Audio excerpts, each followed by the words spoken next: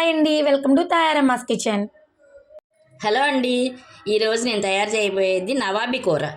దానికి కావాల్సిన పదార్థాలు: బంగాళదుంపలు, క్యారెట్ ముక్కలు, క్యాలీఫ్లవర్ ముక్కలు, బీన్స్ ముక్కలు. ఇప్పుడు ఈ కూరగాయ ముక్కలన్నిటినీ కుక్కర్లో వేసి 2 విజిల్స్ రానిచ్చుకో. ఇప్పుడు ముక్కలకు సరిపడా కొంచెం ఉప్పుని ముక్కల్లో వేసుకుని ఉడికించుకోవాలండి. కూరగాయ ముక్కలన్నీ కుక్కర్లో వేసాం కదండి, అవి విజిల్స్ వచ్చేలోపు దానికి కావాల్సిన గ్రేవీ తయారు చేసుకున్నాం. వాటికి కావాల్సిన పదార్థాలు: కొబ్బరి ముక్కలు, 4 పచ్చిమిర్చి, జీడిపప్పులు 5 జీడిపప్పు పలుకులు, 5 బాదం పప్పు పలుకులు. వీటన్నిటిని ఫస్ట్ ఒక రౌండ్ వేసుకున్నాక కొద్దిగా నలిగినాక తర్వాత కొంచెం నీళ్లు పోసి పేస్ట్ చేసుకోవాలి. ముందుగా స్టవ్ ఆన్ చేసుకుని మూకుడు పెట్టుకుని 3 స్పూన్లు ఆయిల్ వేసుకోవాలి. తర్వాత 2 యాలకులు, 1 బిర్యానీ ఆకు వేసుకోవాలి.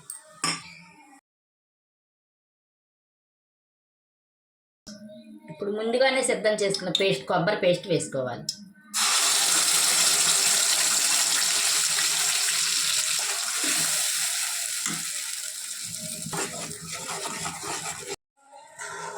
చూసారు కదండి, ఇదంతా పచ్చివాసన పోయేదాకా ఇట్లా వేపుకొని ఇందాక మనం కూరగాయ ముక్కలు ఉడికేటప్పుడు సాల్ట్ వేసాం కదండి, ఇప్పుడు గ్రేవీకి సరిపడా సాల్ట్ వేయాలి.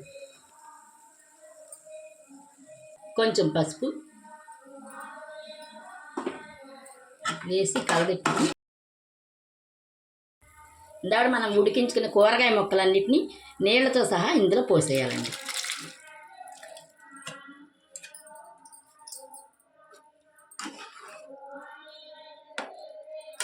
రెండు నిమిషాల పాటు ఉడికించుకోవాలి.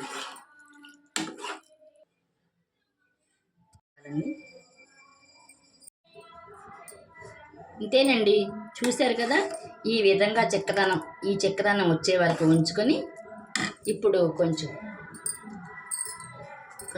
మిరియాల పొడి వేసుకోవాలి. మిరియాల పొడి వేసుకున్న తర్వాత కొద్దిగా కసూరి మేతి ఈ విధంగా నలుపుకొని వేసుకోవాలి.